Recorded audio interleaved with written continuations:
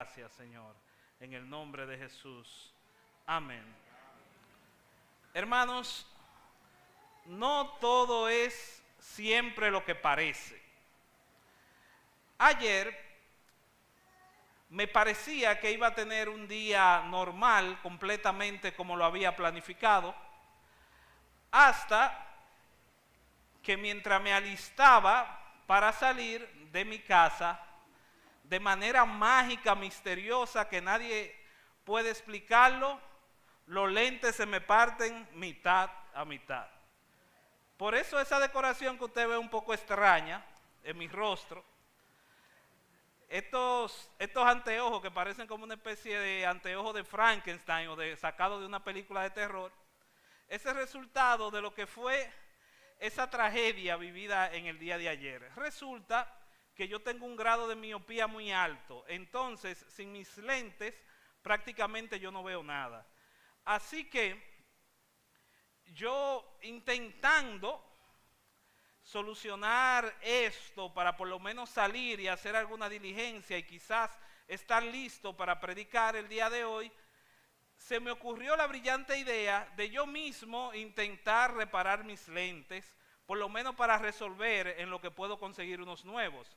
Así que, como uno dice en el buen dominicano, cucuteando entre la casa, logré encontrar un tape de esa cinta que uno usa para los conductores eléctricos y me amarré los lentes, que eso parecía una cosa de loco. Y así como parecido sacado del manicomio, yo salí de mi casa, fui a una ferretería, compré un pegamento, bicarbonato de sodio y tenía mi plan perfecto para reparar mis anteojos. Resulta que con la vista limitada que yo tenía o que tengo, pegué mis lentes.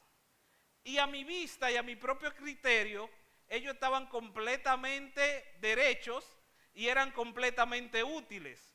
Hasta que me lo puse frente al espejo y me di cuenta que los lentes estaban completamente torcidos, y no solo eso, sino que sin darme cuenta, una gran parte del pegamento me cayó sobre los cristales y yo no puedo ver a la mayoría de ustedes.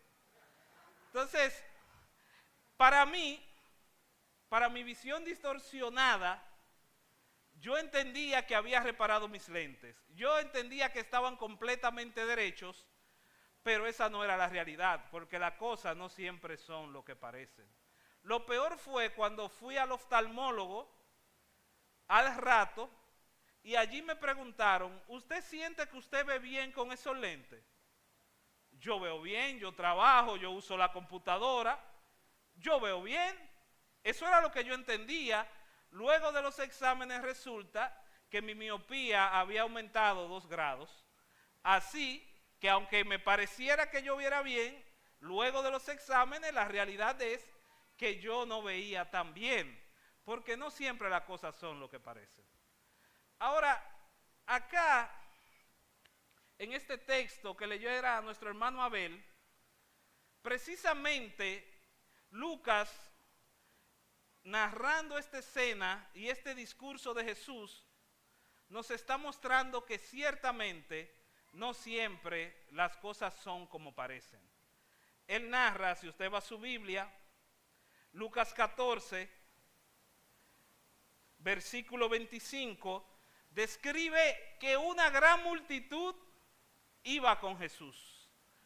Pero esa gran multitud no necesariamente por ir con Jesús eran verdaderos seguidores de Jesús. Las cosas no siempre son como parecen. Yo a mi propio entendimiento, a mi propia sabiduría, yo creía que no era necesario ir al oftalmólogo. Yo creía que podía reparar mis lentes por mí mismo. Y eso, que cosa de Dios, el versículo, yo hice mi devocional antes que se me rompieran los lentes y justamente leía el versículo que decía, un ciego no puede ser guía de otro ciego. Y ni así me la llevé. Entonces, yo empiezo a reparar mis cosas con mis propias manos, según mi propio criterio, pero el resultado es completamente distinto a la realidad. Lamentablemente, muchos vivimos nuestras vidas así, pensando que estoy bien a mi manera, Muchos vivimos el cristianismo así, pensando que quizás soy un buen cristiano porque hago una o que otra cosa, pero quizás la realidad es que según el parámetro de Dios, no somos tan buenos cristianos, no somos tan buenos hijos de Dios como parece. Aunque parezca que las iglesias están abarrotadas de cristianos y de verdaderos discípulos de Cristo, la verdad es que hoy en día los verdaderos discípulos de Cristo, los verdaderos seguidores de Cristo, están más escasos que nunca. Yo no me sorprendería si un día cualquiera, al salir por la calle o al escuchar o ver algún medio de comunicación, vea un letrero en grande que diga: se busca un verdadero discípulo de Cristo. Entre las multitudes, entre tantas personas que dicen con su boca que adoran y aman a Cristo, en medio de esas multitudes se busca un verdadero seguidor de Cristo. Este texto de Lucas es como un gran altavoz donde el autor reclama: se busca un verdadero seguidor de Cristo. ¿Lo serás tú? ¿Lo seré yo? Grandes multitudes iban con él, pero no todos en esta multitud eran verdaderos seguidores de Cristo. Y si fuéramos a exprimir este texto que leímos y fuésemos a sacar ese sumo, esa esencia, pudiéramos decir que estar dispuestos a renunciar a todo por seguir a Cristo es la esencia de los verdaderos discípulos. Estar dispuesto a renunciar a todo para seguir a Cristo es la esencia de un verdadero discípulo. No se les olvide, que se le olvide hasta su nombre, pero que no se les olvide que estar dispuesto a renunciar, a dejar todo por seguir a Cristo es la esencia de un discípulo verdadero. Si ves el versículo, al final, versículo 33, dice así pues, como esta es la tesis, el resumen de lo que Jesús está diciendo. Cualquiera pues de vosotros que no renuncia a todo lo que posee, no puede ser mi discípulo, dice el Señor. Y la palabra renunciar ahí es muy interesante porque es la palabra que usaban en el Antiguo Testamento para despedirse de las personas. Ese renunciar es decirle adiós a tus propios deseos, a tus propios caprichos, a tu propia voluntad. Ese renunciar es decirle adiós, mundo, adiós, mi voluntad, bienvenido, bienvenida la voluntad de Dios a mi vida. Pero antes de ver este texto en detalle, antes de hablar de lo que significa ser un discípulo en este texto, hay dos cosas que tenemos que aclarar. Lo primero es el concepto de un discípulo. ¿Qué es un discípulo? Cuando pensamos en un discípulo, pensamos en esa relación maestro-alumno. Precisamente la palabra discípulo bien se pudiera traducir como aprendiz o aprendedor, pero hay un detalle, que nuestra cultura no nos ayuda a ver la profundidad de lo que es un discípulo. Un discípulo no es solamente un aprendiz que está tomando información de un maestro. Por ejemplo, usted pudo haber tenido un maestro de matemática excelente.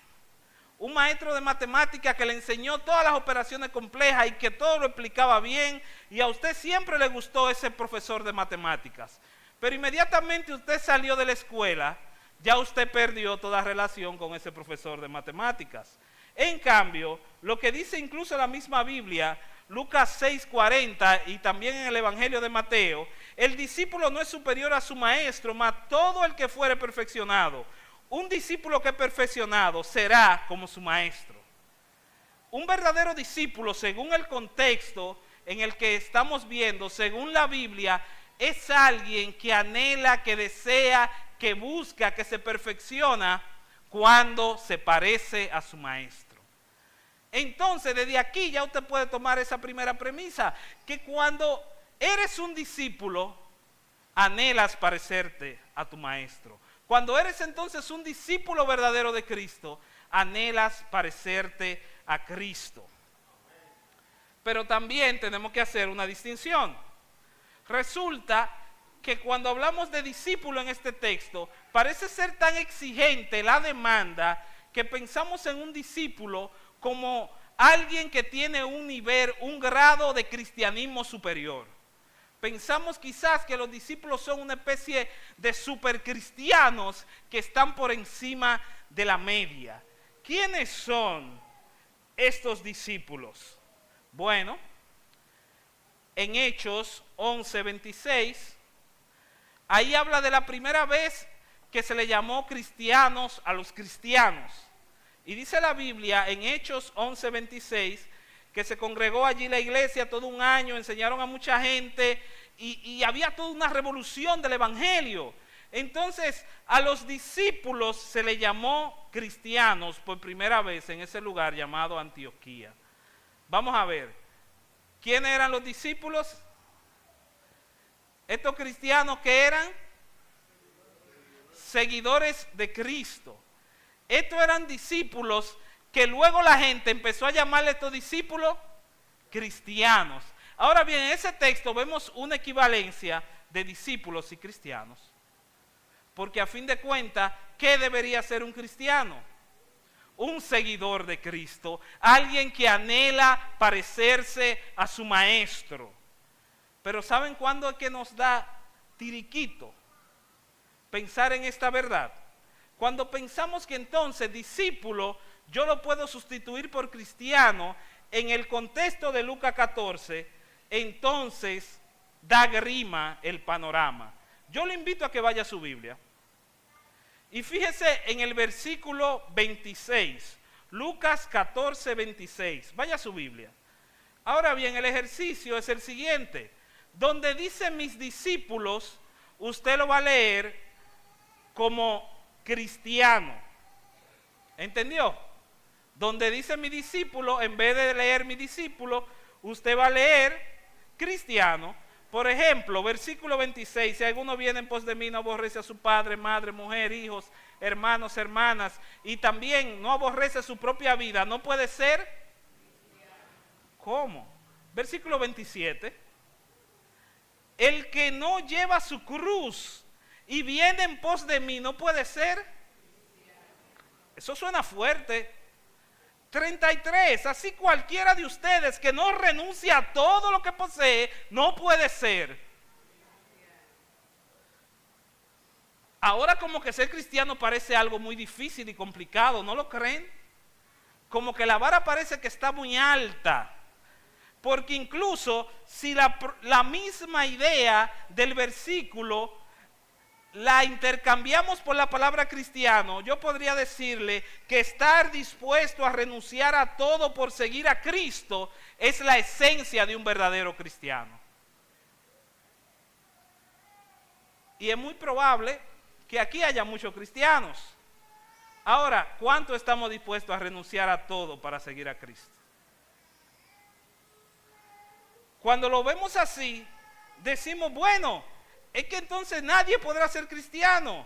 Y nos ponemos impacientes y decimos, pero ese nivel de entrega yo no lo tengo, entonces yo no soy un creyente, ¿qué está pasando? Bueno, antes de tú acelerarte, la pregunta que sigue, la pregunta más inteligente debería ser, bueno, si ser un verdadero cristiano es estar dispuesto a renunciar a todo por Cristo, la pregunta debería ser, ¿qué significa renunciar a todo por Cristo? Y eso es lo que el texto les va a decir. Eso es lo que Lucas 14 va a responder. ¿Qué significa realmente renunciar a todo por seguir a Cristo? ¿Qué usted cree? ¿Vender la casa? ¿Dejar mi empleo? ¿Irme al África a predicar y olvidarme de mi familia? ¿Será eso? No, tiene que haber algo, tiene que haber un concepto que pueda abarcar la realidad de todos los creyentes. Entonces le preguntamos al texto, ¿qué significa renunciar a todo para seguir a Cristo? En primer lugar, significa amar a Cristo más que a cualquier otro. Significa renunciar a todo, amar más a Cristo que a cualquier otro, que a cualquier otra persona. Esa es la idea del versículo 26. Si alguno viene a mí, recuerden el contexto, es una multitud, es un paquete de gente que va caminando con Jesús. Pero el asunto es que estas personas van detrás de Jesús por múltiples razones. Quizás algunos le amaban, pero es muy probable que muchos lo que querían algún milagro. Quizás otro de los que andaba ahí quería que le multiplicara el agua en vino otra vez, o que le sanara un enfermo, que hiciera algo. Otros quizás solamente estaban ahí por la curiosidad. ¿Qué será lo que se dice? ¿Qué será lo que habla el tal Jesús ese? Pero no todos estaban con la intención del corazón correcto. Podemos andar en ese camino y aparentar ser creyentes, pero solamente cuando amamos a Cristo más que cualquier otra cosa, demostramos que somos verdaderos creyentes. Si alguno viene a mí, entonces no aborrece a su padre, a su madre, a su mujer, hijos, hermanos, hermanas. Espérate, Leandro, ¿qué es lo que está diciendo este pasaje? Que odiemos a nuestros familiares, que odiemos a nuestros padres. Pero también tenemos un versículo en la Biblia que dice que honremos a nuestros padres. Y la Biblia siempre nos va a mostrar que el eje, la estructura que Dios va a usar para hacer su voluntad son las familias. No puede ser que el verso diga que aborrezcas, que odies a tu pareja, que odies a tu esposa, cuando la misma Biblia dice que ames a tu esposa. De manera que el significado no puede ser este. Más bien, la idea aquí es: no ames más. No ames más. No ames a nadie más que a mí. Aquel que ama más a su padre, a su madre, a su mujer, a sus hijos, a sus hermanos y hermanas, a su pana full, a sus amigos de infancia, aún su propia vida, si la ama más que a mí, no puede ser un verdadero. Si buscas tu plenitud, tu felicidad, dicho de otra forma, si buscas tu identidad en cualquier otra persona que no sea Cristo, es porque te hace falta Cristo, es porque te hace falta aún llenar tu corazón con el Evangelio de Jesús. Lo que sucede es que cuando simpatizamos con nuestros familiares, con nuestros amigos, de manera que ellos se vuelven más importantes que Cristo, entonces esas personas se convierten en nuestros ídolos.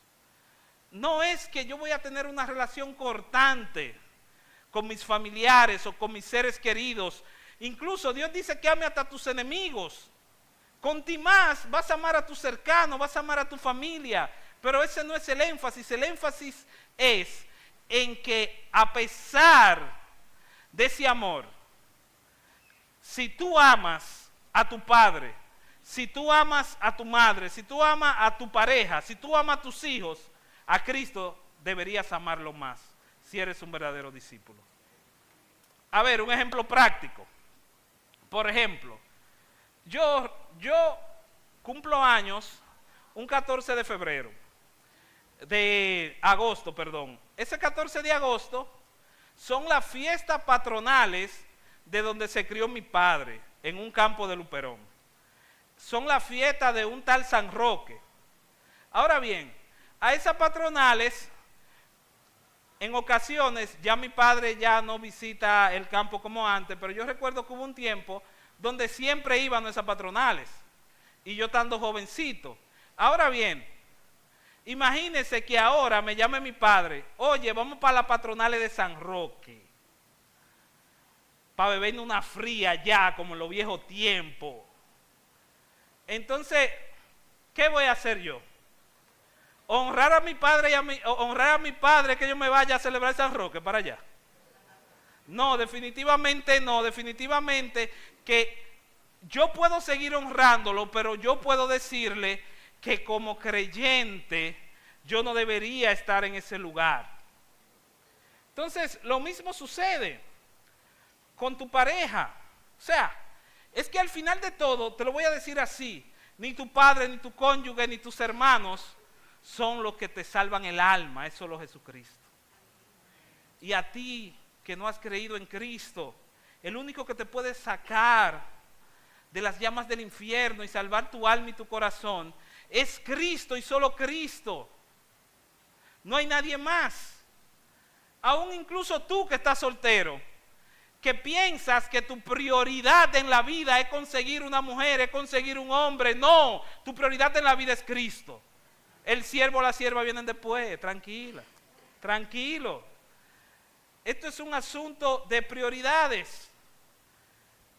Y qué bueno que tenemos muchos padres acá. Este es un asunto de que, por ejemplo, lamentablemente algo que suele suceder en nuestras familias es que los hijos, nuestros hijos, se convierten en el altar familiar muchas veces.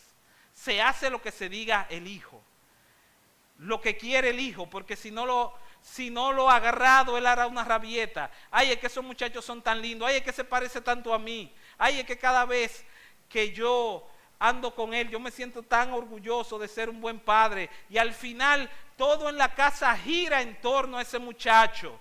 Ay, cuando llegue ese día del cumpleaños de ese muchacho, yo estoy dispuesto a coger prestado, a empeñar la casa, a empeñarlo todo, porque hay que hacerle un cumpleaños boom a ese muchacho, y que todo el mundo se entere de que a mi muchacho se le hizo el mejor cumpleaños del barrio.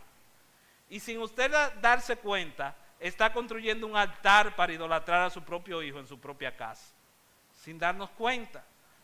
Porque al final de cuentas, ¿qué es lo que le va a traer bendición a ese muchacho? Que Cristo sea la prioridad en ese hogar. Porque cuando Cristo sea la prioridad en ese hogar, ese niño va a empezar a ser discipulado y va a empezar a ver cómo sus padres caminan seguidos por Cristo, y él va a entender lo que significa, va a comprender de manera práctica lo que es la Biblia, hacia dónde nos dirige, que es hacia Cristo y a parecernos a Él. Y es así, es un asunto de prioridades. La prioridad debe ser Cristo, incluso por encima de ti mismo. Mira cómo lo muestra, por ejemplo, Mateo 10, de 34 a 39. Palabras de Jesús: no piensen que he venido a traer paz a la tierra. No he venido a traer paz sino espada, porque he venido para poner en disensión al hombre contra su padre, división contra su padre, a la hija contra su madre, a la nuera contra su suegra, y los enemigos del hombre serán los de su propia casa. El que ama a padre o madre más que a mí no es digno de mí. El que ama a hijo o hija más que a mí no es digno de mí. El que no toma su cruz y sigue en pos de mí no es digno de mí, dice el Señor. El que haya su vida la perderá, y el que pierde su vida a causa de mí la ganará. Pero esa disensión, esa contienda, no es muy común que la veamos. ¿Por qué? Porque ustedes saben qué suele pasar, que muchas veces ponemos nuestras relaciones personales por encima de Cristo. Esto no suele pasar porque muchas veces evitamos hablar de Cristo a nuestros seres cercanos para no afectar las relaciones. Amemos a Cristo por encima de todo. ¿Qué significa ser un verdadero seguidor de Cristo? Es amar a Cristo sobre todas las cosas. Sobre todas las cosas. Cristo ha de ser la prioridad del creyente por encima de sus proyectos, por encima de sus ambiciones, por encima de su estatus, por encima de sus sueños y por encima de todo lo demás. Renunciar a todo no es que vivamos en una burbuja, aislados, porque Dios nos creó para ser relacionales, para relacionarnos. La idea es que en medio de esas relaciones, Cristo debe ser siempre la prioridad máxima de nuestra vida. En segundo lugar, ¿qué significa renunciar a todo para seguir a Cristo? Versículo 27, ¿qué significa cargar el peso de seguir a Cristo? Primero significa amar a Cristo más que a nadie, sobre todas las personas. Segundo lugar, esta renuncia significa cargar el peso de seguir a Cristo. Mira versículo 27. El que no lleva su cruz y viene en pos de mí, detrás de mí, no toma su cruz para seguirme, no puede ser mi discípulo.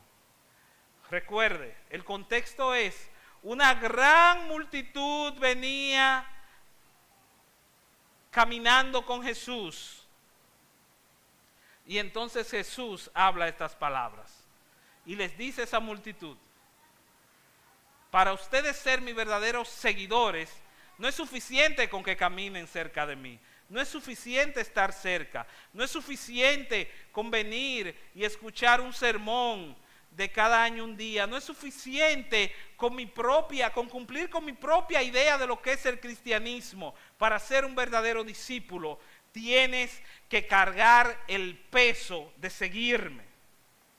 Aquí tengo un resumen de algunas ideas de comentaristas bíblicos que extraje, refiriéndose a lo que significa o hacia dónde apunta llevar la cruz en ese texto.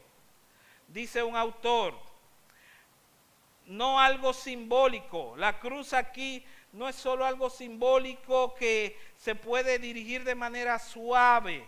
No es únicamente sufrir dificultades menores, sino estar dispuesto a cualquier precio por causa de Cristo. Rechazo, vergüenza, persecución, estar dispuesto hasta la muerte si es necesario. Dice otro autor: llevar la cruz no significa buscar el sufrimiento por sí mismo, sino aceptar el sacrificio y la entrega que seguir a Cristo implica, incluso si eso conlleva el más alto de los costos. Llevar la cruz, dice otro, es algo serio. Ser un discípulo implica estar dispuesto a morir a nuestras propias ideas, a morir a nuestras propias comodidades, a morir a nuestra propia reputación, a morir, a entregar incluso nuestra propia vida si es necesario. Y usted dirá: ok, y entonces, para ser verdadero cristiano, tienen que mocharnos la cabeza. ¿Será eso lo que dice el texto? No, no es eso. Fíjate la manera en cómo se carga este peso de seguir a Cristo. Se carga estando consciente del costo que implica seguir a Cristo. Recuerda que esto que vemos acá son, por decirlo así, evidencias de un verdadero discípulo, pero no son cosas que el discípulo hace para ganar el favor del maestro.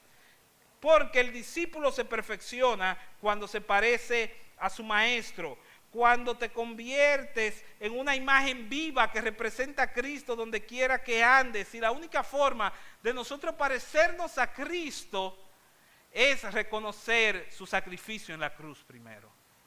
No es que pagamos un precio para ganar el favor del maestro, es que el maestro pagó el precio en la cruz primero por nosotros, y ahora somos de Él, y a consecuencia de lo que ya Cristo hizo, le amamos y le servimos y estamos dispuestos a darlo todo por Él. Entonces, esto es una consecuencia de lo que verdaderamente han creído a Cristo, en Cristo, y le aman de verdad. Porque, por ejemplo, dice el versículo 28, ¿quién de ustedes, queriendo edificar una torre, no se sienta primero a sacar los cálculos, a ver cuánto se lleva de varilla, cuánto se lleva de cemento, a ver qué necesita para acabarla? Yo sé que muchos de ustedes han pasado por eso. Oye, pero me faltan tanto. Oye, pero voy a tener que coger un préstamo de tanto. Oye, pero aquel banco me está cobrando mucho.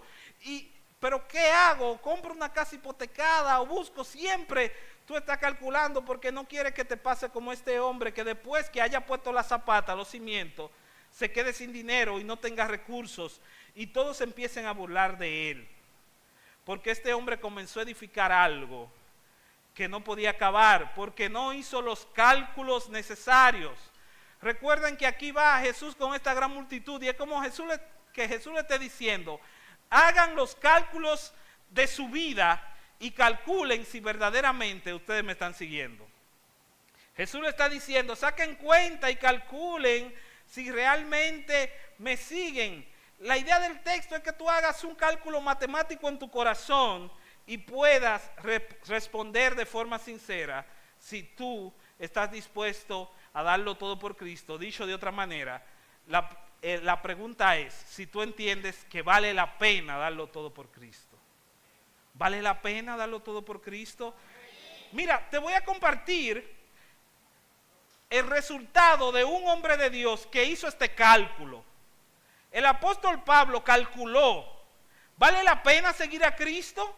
Entonces, en Filipenses 3, del 7 al 8, en Filipenses 3, como resultado de este análisis, el apóstol Pablo dice, pero cuántas cosas eran para mi ganancia y las he estimado como pérdida por amor a Cristo. Ciertamente, aún estimo como pérdida todas las cosas por la excelencia del conocimiento de Cristo, mi Señor, amor por el cual lo he perdido todo y lo tengo todo por basura para ganar a Cristo.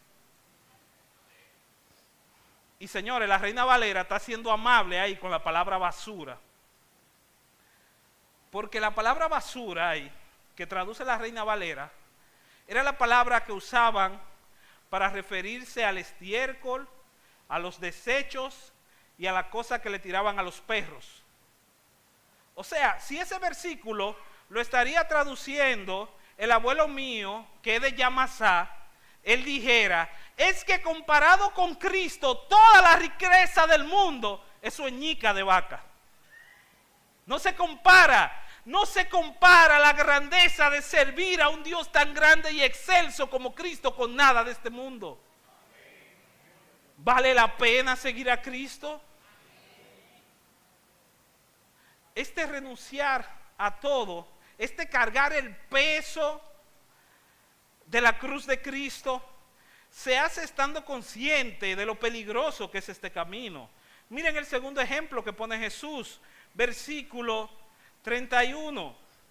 O, por ejemplo, ¿qué rey al marchar a la guerra contra otro rey no se sienta primero y considera, espérate, yo puedo pelear con 10,000, a ese que viene con 20,000, los números no me dan? Entonces, ¿qué hago?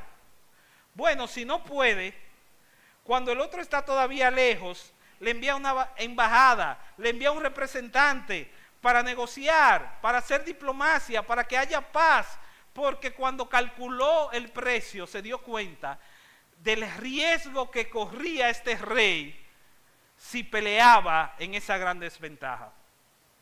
Aquí el ejemplo, tiene un énfasis un poco diferente. Si te das cuenta en el primer ejemplo del hombre que calcula la casa, al final el resultado fue que la gente se burlaron de él. Pasó una vergüenza. Ahora bien, aquí en este segundo ejemplo, el resultado es que si este hombre no hubiese calculado bien antes de ir a la guerra, o hubiese peleado con esa gran desventaja, entonces eso iba a traer desgracia y muerte a ese reinado. La idea es que cuando calculas lo que significa seguir a Cristo, estás hablando de algo que te puede costar la vida. Pero viéndolo de otra parte, es algo aún más serio. Ser seguidor o no de Cristo, ser un verdadero creyente o no serlo, es algo que puede costar hasta tu alma. Cuando piensas en lo que significa seguir a Cristo o no, ten en cuenta que estás pensando en lo que significa el destino eterno para tu alma. Porque ciertamente puede que muchos discípulos, muchos creyentes se desvíen en el camino y Dios le esté diciendo, vuelvan a mí, vuelvan a seguirme. Pero también es cierto que entre estas grandes multitudes, asimismo, entre las multitudes de creyentes, muchos nos engañamos a nosotros mismos y nos damos cuenta que realmente no hemos seguido a Cristo de manera genuina. ¿Vale la pena seguir a Cristo? Entonces, cuando leemos las historias de mártires en la Biblia, pensamos que eso es un mundo paralelo, que eso fue algo que pasó en el libro de los Hechos, que ya nadie mata a nadie, o por lo menos nosotros que vivimos de este lado del mundo. Entonces, cuando cerca de nosotros, como por ejemplo en Estados Unidos, matan a un joven por sus convicciones cristianas, nos escandalizamos. Y no pensamos que Dios puede glorificarse a través de eso. Solo vemos la injusticia, pero no pensamos que a través de esa injusticia Dios puede glorificarse, como se glorificó con todos esos santos del Nuevo Testamento con todos esos apóstoles que dieron su vida por Cristo y que murieron de manera trágica. Ahora bien, la idea del texto no es que para tú honrar a Cristo, para tú glorificar a Cristo, tú tienes que morir asesinado predicándole a unos indígenas en el Amazonas. No, la idea es que el texto te está llevando a que entiendas que ese es el parámetro de un verdadero discípulo. O sea, el parámetro, la esencia de un verdadero discípulo es estar dispuesto a dar hasta su vida. Entonces, con ese parámetro, aunque la iglesia no está en persecución, aquí en República Dominicana, ese parámetro te sirve como guía a ver qué tanto estás sirviendo a tu Señor. Porque si el parámetro es estar dispuesto a morir por Cristo, estar dispuesto a abandonar tu vida para seguir a Cristo, y tú no estás dispuesto a abandonar 2 horas de Netflix para ir a servir a tu iglesia. El que no está dispuesto a entregar 2 horas de Netflix por Cristo, ¿va a estar dispuesto a dar su vida por Cristo? ¿Usted lo cree?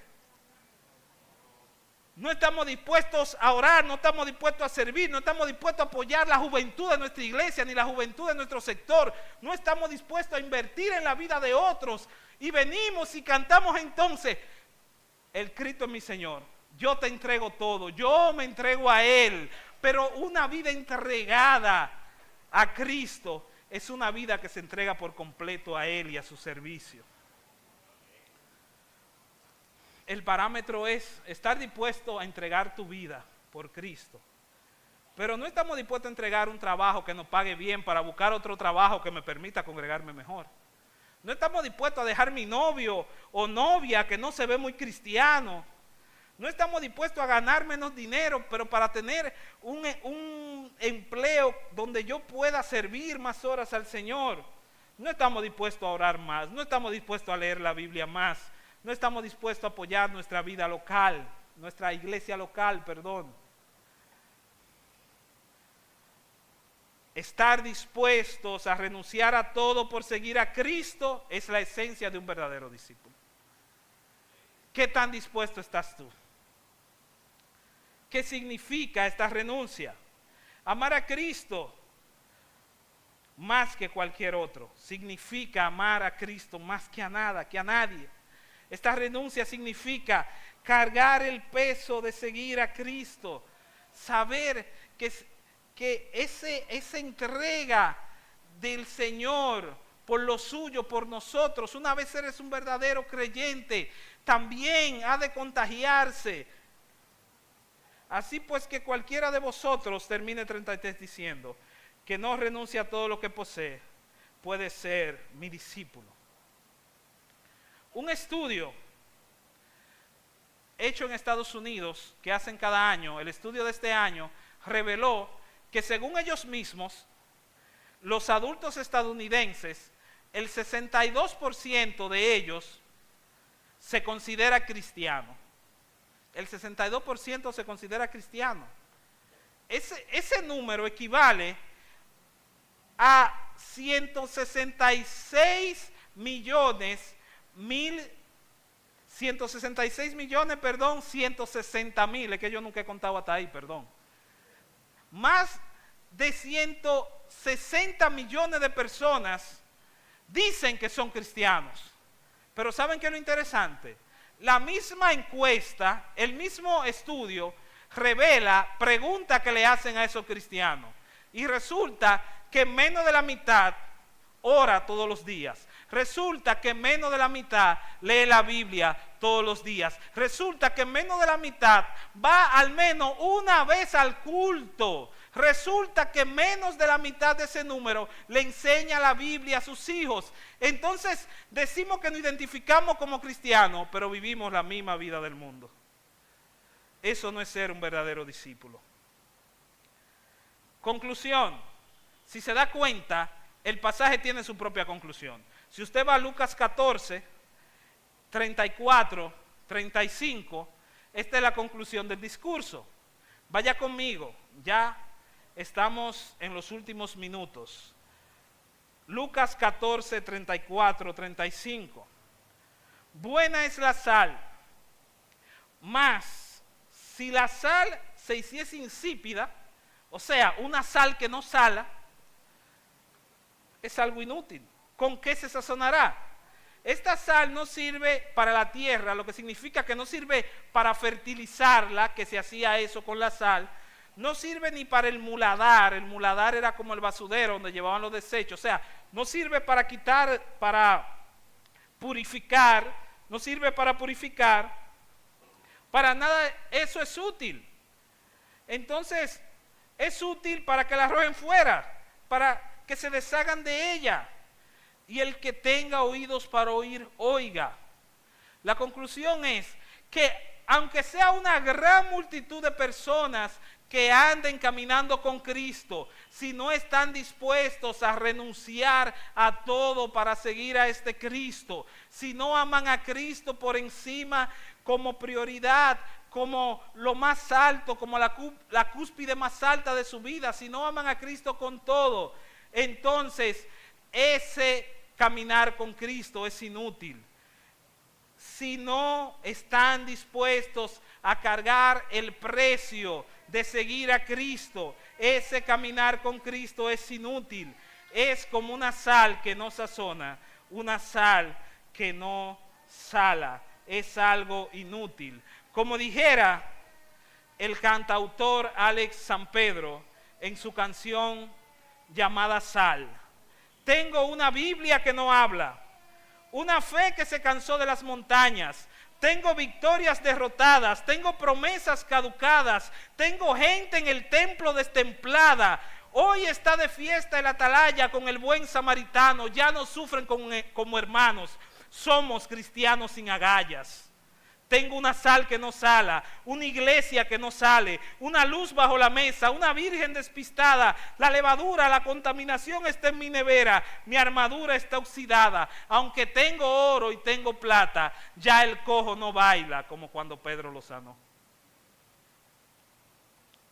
Hermanos,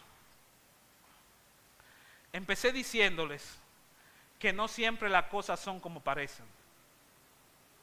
¿Saben qué? Ciertamente, hace más de 2000 años, el Hijo de Dios fue colgado en una cruz. Le escupieron, le maltrataron, le golpearon. Murió por tus pecados. Fue desfigurado. Atravesaron su cuerpo con una lanza y ya no había vida. Y el Hijo de Dios, este Cristo del que yo te predico, murió en una cruz. Y para el mundo entero eso parecía una derrota terrible. Pareciera como si Satanás y la tiniebla hubiesen ganado. Pero las cosas no son como parecen. Porque en la tumba se comprobó que esa aparente derrota en la cruz fue la victoria de cada uno de nosotros.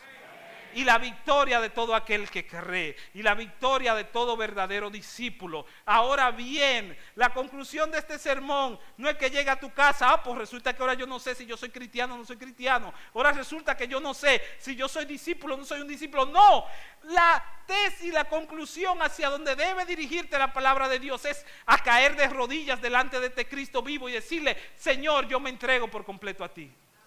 Yo quiero servirte. La gracia está disponible. Oh, tú, querido amigo, que no has creído en Cristo de verdad, la gracia de Cristo está disponible para ti. Él murió por cada uno de tus pecados. Él murió por cada infidelidad tuya. Él murió para darte vida y para que vivas para Él. Así que, iglesia, Templo Bíblico Gregorio Luperón, ya basta.